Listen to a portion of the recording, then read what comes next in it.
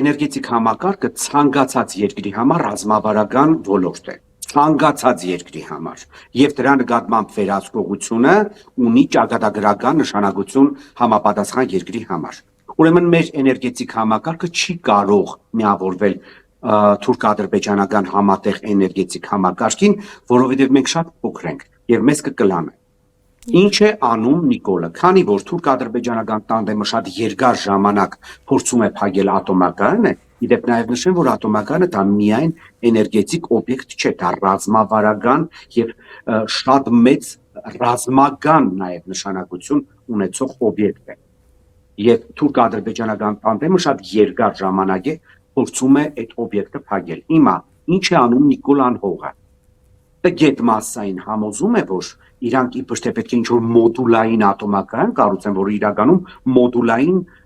որպես այդպեսին չկա ատոմակայան։ Ես չգիտեմ դա ինչ է։ Չեն էլ ասում որքան էներգիա է արտադրելու եւ փորձելու են ատոմակայանը փակեն, իսկ Հայաստանի ամբողջ էներգետիկ համակարգը պետք է կլանվի թուրքերի կողմից։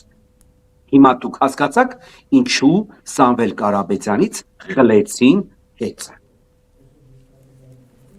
Իդեպ նաև նշեմ, որ իմ սուբյեկտիվ կարծիքով այդ ամենը թուրք-ադրբեջանական տանդեմը Նիկոլի ձեռամբ արել է Ռուսաստանի լուր համաձայնությամբ։